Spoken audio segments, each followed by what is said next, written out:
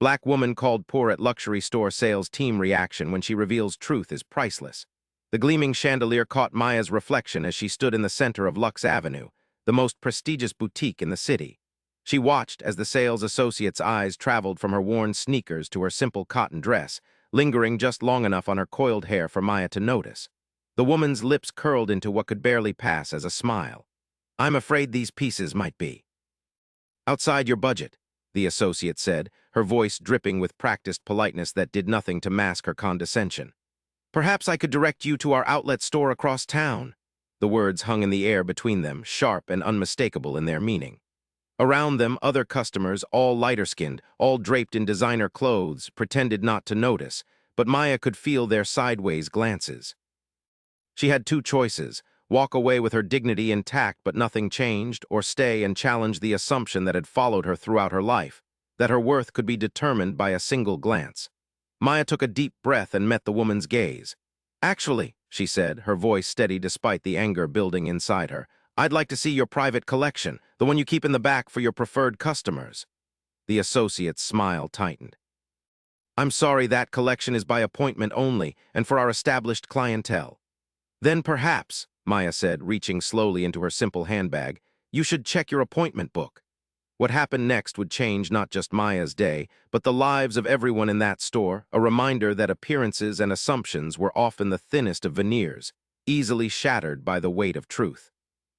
2 weeks earlier, Maya Johnson sat in her modest apartment, surrounded by stacks of fashion magazines and design sketches. At 42, she'd spent the last 20 years building her company, Afro Elegance, from a small online boutique into a respected name in sustainable fashion.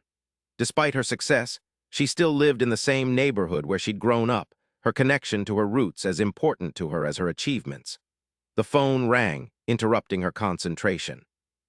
The caller ID showed Diane Lewis, her longtime friend and now senior fashion editor at Style Monthly. "Maya, I just left the editorial meeting." Diane's voice was electric with excitement. "We're doing our annual Hidden Gems feature and I've convinced them to include you." Maya set down her sketchpad. "That's incredible, Di. Your magazine reaches exactly the kind of customers I've been trying to connect with." "There's more," Diane continued. "The piece includes a photo shoot at Luxe Avenue. They're partnering with us for the feature." Maya's excitement dimmed slightly. "Luxe Avenue, that place is..." She paused, remembering her last visit there 3 years ago when a security guard had followed her around the store until she left without purchasing anything. "I know," Diane said softly. "That's partly why I pushed for this. It's time places like that recognize talent regardless of what package it comes in." After hanging up, Maya stared at her reflection in the small mirror hanging on her wall. Her dark skin glowed in the afternoon light, lines of determination etched around her eyes from years of fighting to be taken seriously in an industry that rarely made space for women who looked like her. "One more battle," she whispered to herself. The next morning, Maya walked the 6 blocks to her small studio where her team of 5 waited for her. The space was humble but vibrant, walls covered with colorful fabrics and photographs of women of all sizes and colors wearing her designs. Zoe, her 26-year-old assistant, bounded over with a cup of coffee. "Morning, boss. I heard about Style Monthly. That's huge." "News travels fast," Maya smiled, accepting the coffee. "We've got a lot of work to do before that photo shoot." James, her head designer and friend since design school, looked up from his workstation. "The new collection is almost ready, but are you sure about Luxe Avenue? Last time you went there, I remember." Maya cut him off gently. "But things change. People change, and if they haven't, well, that's on them, not me." The team spent the day finalizing designs for the photo shoot. Maya's latest collection combined traditional African textiles with modern silhouettes, creating pieces that honored heritage while looking firmly toward the future. Each garment told a story, her mother's story, the story of generations of Black women whose beauty and creativity had too often been overlooked. As the day wound down, Maya stayed late, examining each piece with critical eyes. Her phone buzzed with a text from her mother. "Proud of you, baby girl. Show them who you are." Maya smiled at the message. Her mother had raised her alone after her father died when Maya was just 8.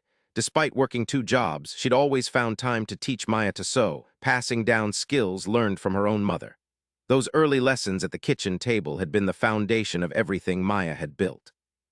Before leaving the studio, Maya paused at the small shrine in the corner, a photograph of her mother standing proudly outside her cleaning job, next to a newspaper clipping about Maya's first successful fashion show. Between them sat the worn thimble her mother had used to teach her to sew. "Tomorrow," she whispered to the photograph, "we show them." The morning of the Luxe Avenue visit arrived with Maya feeling a mixture of determination and anxiety. She deliberately chose a simple cotton dress, beautifully made but understated, and her most comfortable sneakers. The decision was intentional. She wanted to be herself, not dressed to impress people who would only respect her if she conformed to their standards. As she rode the bus across town, Maya observed her fellow passengers, working mothers heading to early shifts, young professionals in crisp outfits, elderly people with shopping bags. These were her people, the ones who had supported her business from the beginning. Yet she knew that to grow, to create real change in the industry, she needed to breach the walls of exclusive spaces like Luxe Avenue. The boutique was located in the wealthiest part of the city, a neighborhood Maya rarely visited. As she approached the gleaming storefront, she took a moment to center herself, remembering the advice her mother had given her years ago. Never let them see your doubt. Your worth isn't determined by their recognition. Taking a deep breath, Maya pushed open the heavy glass door and stepped inside. The interior was exactly as she remembered, all marble and crystal, with clothing displayed like museum pieces. Classical music played softly in the background as immaculately dressed associates attended to the few customers browsing the merchandise. For several minutes, Maya walked through the store unacknowledged. She examined a silk blouse, noting the precise stitching and quality of the fabric good but not exceptional. When she checked the price tag, she couldn't help but raise an eyebrow. The markup was astronomical compared to the production cost she could estimate. Finally, a sales associate approached. The woman, mid-30s, blonde hair pulled into a tight bun, wearing a black dress that screamed expensive simplicity, looked Maya over with a practiced eye. "Can I help you find something?" she asked, her tone suggesting she doubted Maya would be making a purchase. "I'm just browsing for now," Maya replied pleasantly. "You have some beautiful pieces." "Yes, we cater to a discerning clientele," the associate, whose name tag read Victoria, responded. "Our collections represent the finest in European craftsmanship." Maya moved toward a display of evening gowns, her trained eye recognizing construction techniques similar to ones she used in her own high-end pieces. She reached out to feel the fabric of a deep blue gown. Victoria stepped forward quickly. "That's from our premium collection. The price point starts at $8,000. The warning was clear, this isn't for you. Instead of retreating, Maya met Victoria's gaze directly. "The beadwork is exquisite. Hand-done, I assume?" A flicker of surprise crossed Victoria's face before she composed herself. "Yes, each bead is hand-sewn by artisans in Milan." "Interesting technique," Maya commented. "Similar to what's traditionally used in certain regions of Ghana, though the pattern is different." Victoria's smile tightened. Other customers had begun to take notice of their interaction, some watching with uncomfortable expressions, others with barely concealed curiosity. It was then that another associate, an older woman with steel-gray hair and an air of authority, approached them. Her name tag identified her as Margaret, store director. "Is everything all right here, Victoria?" she asked, her eyes darting between Maya and her employee. "Yes, Ms. Campbell, I was just explaining our premium collection too." Victoria paused, realizing she hadn't asked Maya's name. "Maya," she supplied simply. "Maya is interested in our evening wear," Victoria continued, "but I was explaining that these pieces might be outside your budget. Perhaps I could direct you to our outlet store across town." The words hung in the air, sharp and unmistakable in their meaning. Around them, other customers pretended not to notice, but Maya could feel their sideways glances. She had two choices: walk away with her dignity intact but nothing changed, or stay and challenge the assumption that had followed her throughout her life. Maya took a deep breath and met Victoria's gaze. "Actually," she said, her voice steady despite the anger building inside her, "I'd like to see your private collection, the one you keep in the back for your preferred customers." Victoria's smile tightened further. "I'm sorry, that collection is by appointment only and for our established clientele." "Then perhaps," Maya said, reaching slowly into her simple handbag, "you should check your appointment book." She pulled out a business card, minimalist, elegant, with just her name and Afro Elegance embossed in gold. "I have an appointment with Mr. Laurent at 11. I'm the designer being featured in Style Monthly's Hidden Gems spread next month." Victoria's face went pale. Margaret's eyes widened slightly before she recovered her professional demeanor. "Ms. Johnson," Margaret said, recognition finally dawning. "Of course, Mr. Laurent mentioned you would be stopping by. Victoria wasn't informed." The last part carried a subtle reprimand. "He's waiting in the private showroom," Margaret continued. "Victoria, please escort Ms. Johnson upstairs." Victoria's transformation was immediate and fascinating to watch. Her posture straightened, her smile became genuine, her tone warmed. "Of course, right this way, Ms. Johnson." As they walked toward the elevator, Maya could feel the eyes of every person in the store following them. A small part of her savored the moment, not out of petty satisfaction, but because each assumption challenged was a tiny crack in a system built on exclusion. But the larger part of her felt a familiar weariness. How many times would she have to prove herself worthy of basic respect? How many credentials would be enough? The elevator doors closed, leaving Maya and Victoria in uncomfortable silence for the brief ride to the upper floor. The private showroom of Luxe Avenue was a world removed from the main floor. Plush white carpet, velvet seating, and champagne on ice created an atmosphere of intimate luxury. Standing by the window was Laurent, the store's owner, a tall man in his 60s with salt and pepper hair and an impeccable suit. "Maya Johnson," he greeted her warmly, extending his hand. "Been following your work since your show at Fashion Week 3 years ago. Your use of traditional techniques in contemporary contexts is revolutionary." Maya shook his hand, aware of Victoria's shocked expression behind her. "Thank you, Mr. Laurent. I'm honored that you've taken an interest in my designs." "Anton, please," he insisted. "And the honor is mine. When Diane from Style Monthly suggested featuring your work here, I immediately agreed." He gestured toward the champagne. "Would you like a glass?" "We should celebrate this collaboration." As Anton poured the champagne, Maya noticed Victoria attempting to quietly retreat from the room. "Victoria," Anton called, stopping her in her tracks, "please join us. Since you'll be working closely with Ms. Johnson on this project, you should be part of our discussion." Victoria's steps faltered. "Working closely?" "Yes," Anton confirmed. "Didn't Margaret inform you?" "You'll be the lead associate coordinating with Ms. Johnson and the Style Monthly team for the photo shoot. Your eye for detail makes you perfect for the role." Victoria's face cycled through several emotions before settling on a professional smile. "I'd be delighted." As they settled into the comfortable seating, Anton began explaining his vision for the collaboration. Maya half listened, watching Victoria from the corner of her eye. The woman sat stiffly, clearly processing the revelation that the customer she had dismissed was actually someone her boss considered important. "We'll need to select pieces from your collection that complement our space," Anton was saying. "Your most recent work with the indigo dye and brass embellishments would photograph beautifully against our interior." "I agree," Maya said, refocusing on the conversation. "I've brought lookbooks of my latest collection." She reached into her bag and handed them to Anton. As he flipped through the pages, his eyes lit up. "Extraordinary craftsmanship. Victoria, look at this beadwork, reminiscent of what you admired in our Milan collection, but with a distinctive approach." Victoria leaned forward to see, her professional mask slipping to reveal genuine interest. "The pattern is, I've never seen anything quite like it." "It's based on adinkra symbols," Maya explained. "Each has a specific meaning. This one represents wisdom and knowledge." For the next hour, the three of them discussed the upcoming photo shoot, with Maya sharing her journey as a designer and Anton offering insights into the luxury market. Throughout the conversation, Victoria remained mostly silent, though Maya could see her perception shifting with each revelation about Maya's accomplishments. As their meeting concluded, Anton excused himself to take a call, leaving Maya and Victoria alone in the showroom. The silence between them grew uncomfortable until Victoria finally spoke. "Your work is impressive, Ms. Johnson. I apologize for not recognizing you earlier." Maya studied the woman carefully. "Would it have mattered if I wasn't a recognized designer, if I was just someone who wanted to look at beautiful clothes without being judged?" Victoria flushed slightly. "We have a certain clientele." "That's not what I asked," Maya interrupted gently. "I asked if it would have mattered." Victoria looked down at her hands. I don't know." It was an honest answer, at least. Maya appreciated that more than a rehearsed apology. "When I was starting out," Maya said, "I saved for 6 months to buy a designer dress for my first major presentation. When I went to purchase it, the sales associate assumed I couldn't afford it. She suggested I try a department store instead."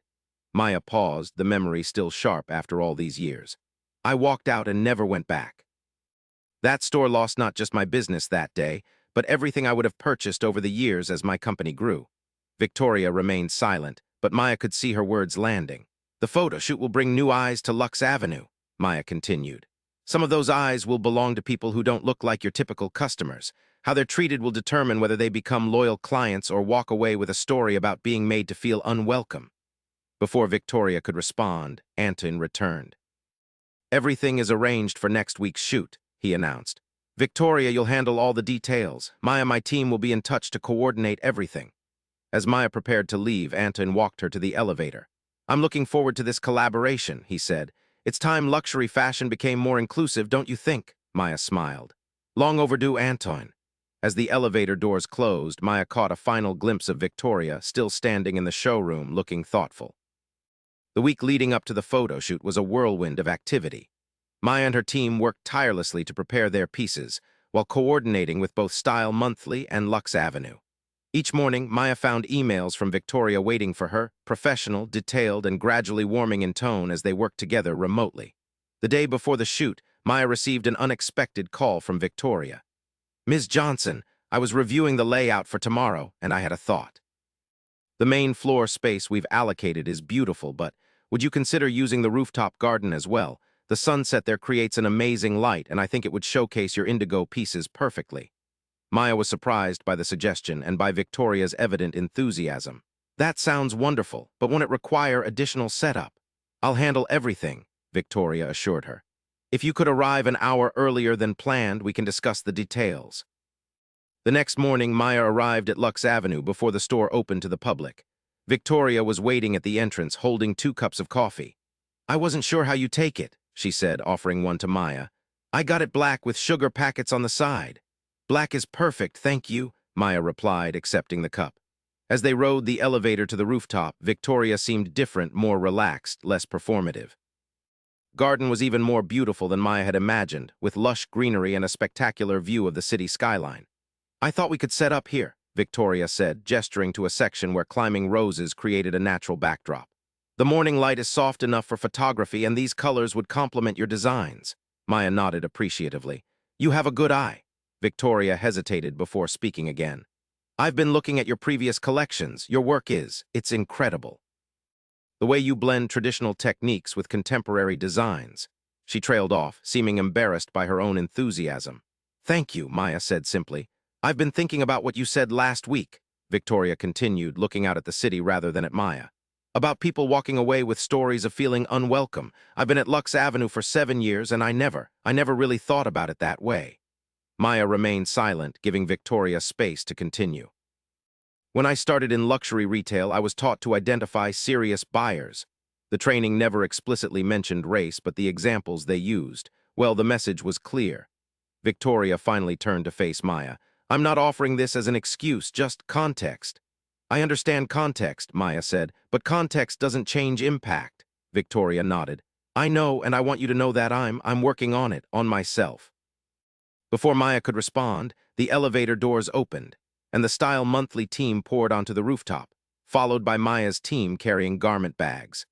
The moment for personal conversation had passed, replaced by the professional chaos of a high-fashion photo shoot. Throughout the day, Maya observed Victoria interacting with her team, treating Zoe and James with the same deference she showed to the Style Monthly editors, engaging genuinely with everyone regardless of their role or appearance. The change wasn't performative, it felt like the beginning of a real shift. During a break in the shooting, Maya overheard Victoria speaking with Anton. The response to the social media previews has been incredible, Victoria was saying. We've received dozens of inquiries about Ms. Johnson's collection and when it will be available here. Excellent, Anton replied. I've been thinking perhaps we should consider a more permanent arrangement. A dedicated space for emerging designers with an emphasis on diverse perspectives. Actually, Victoria said, I've put together a proposal for exactly that, a program that could identify and showcase designers from underrepresented backgrounds. It would position Luxe Avenue at the forefront of changing the luxury landscape. Anton looked impressed. Bring it to our meeting tomorrow. I'd like to hear more.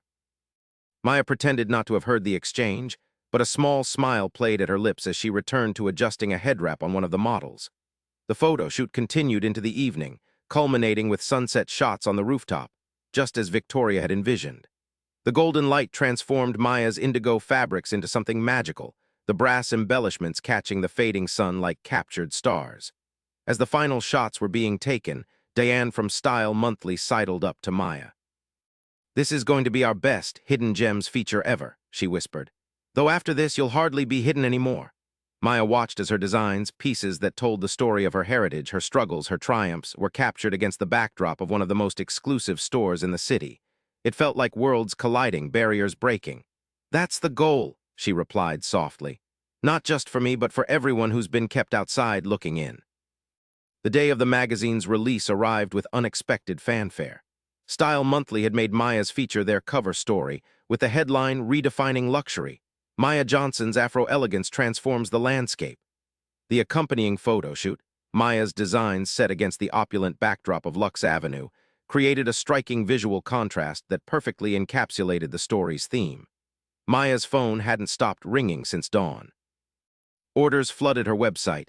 Designers she'd admired for years reached out for collaborations, and 3 major department stores had already called about carrying her line. In the midst of the chaos, her assistant Zoe handed her a small, elegantly wrapped package that had been delivered by courier. "It's from Luxe Avenue," Zoe said, her eyes wide with excitement. Maya unwrapped it carefully to find a handwritten note from Victoria. "Ms. Johnson, Anton has approved my proposal for the Emerging Voices initiative at Luxe Avenue. We're allocating permanent floor space and resources to showcase designers from underrepresented backgrounds, and we would be honored if you would serve as our first featured designer. More importantly, I wanted to thank you. Our brief interactions have fundamentally changed how I see my role in the fashion world. I've spent the past week training our staff on creating a genuinely welcoming environment for all potential clients, not just those who fit a predetermined mold of what a luxury customer should look like. Whether or not you choose to participate in our initiative, please know that your presence has already changed Luxe Avenue for the better.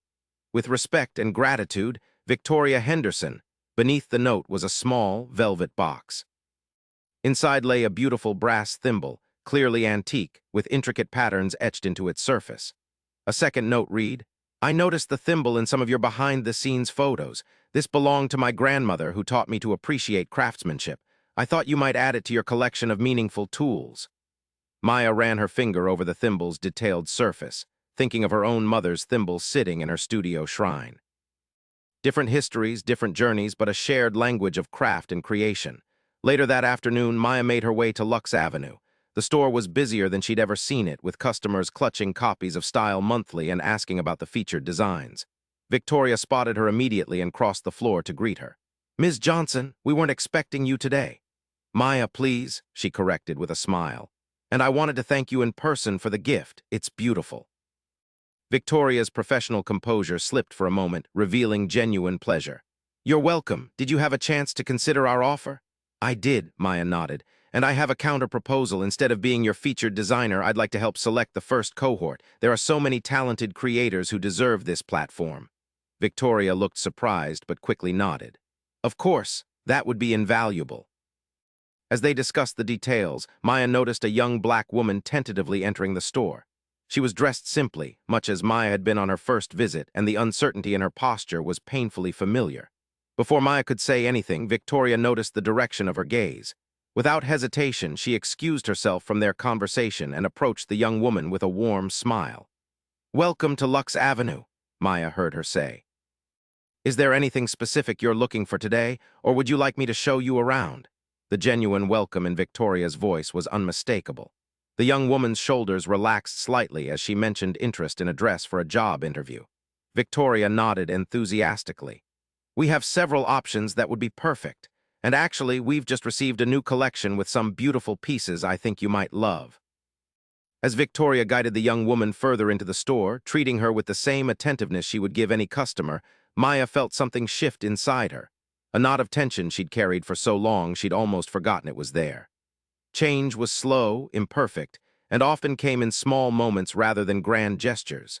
But it was happening, one interaction at a time. Maya thought of all the people who would see the Style Monthly feature, all the aspiring designers who might recognize themselves in her story. She thought of the young woman being shown around Luxe Avenue right now, experiencing the simple dignity of being welcomed rather than judged. And she thought of her mother, who had taught her that her worth was inherent, not determined by others' recognition. How proud she would be to see not just Maya's success, but the doors that success was opening for others. As Maya prepared to leave, she paused to look back at the store, at the space that had once made her feel unwelcome, and now displayed her designs prominently in the front window. Next to her collection hung a discreet sign announcing the Emerging Voices initiative, with information about applying. Outside on the street, Maya pulled out her phone to call her mother and share the day's events. As she waited for the call to connect, she watched shoppers of all backgrounds entering and exiting Luxe Avenue, some hesitant, some confident, all deserving of the same respect. Her mother answered on the third ring. "There's my superstar. I saw the magazine this morning. Your father would have been so proud." "Thanks, Mom," Maya said, her voice thick with emotion. "But you know what? The best part isn't seeing my designs in that store. It's knowing that the next person who walks in there looking like me might have a completely different experience than I did." "That's always been you, baby," her mother replied softly. "Never just climbing for yourself, but building ladders for others to follow." As Maya ended the call, she thought about Victoria's transformation, not a miraculous overnight change, but the beginning of a journey. About Anton's willingness to evolve his business model. About all the small moments of recognition and respect that could, collectively, reshape an industry. The truth Maya had revealed wasn't just about her success or credentials. It was the truth that humanity and dignity shouldn't have to be earned or proven, that worth couldn't be determined by a glance at someone's appearance. And that truth, once truly seen and acknowledged, was indeed priceless. If you've been moved by this story, please consider subscribing to our channel. Your support allows us to continue sharing these powerful narratives of transformation and human connection. Hit the subscribe button below and join our community of thoughtful viewers who appreciate stories that challenge assumptions and celebrate our shared humanity. What assumptions have you encountered in your own life? Have you ever been in Maya's position, or perhaps in Victoria's? Share your experiences in the comments below. Your story might be exactly what someone else needs to hear today. Remember, true change happens one interaction at a time. How might you create a moment of recognition or respect for someone today?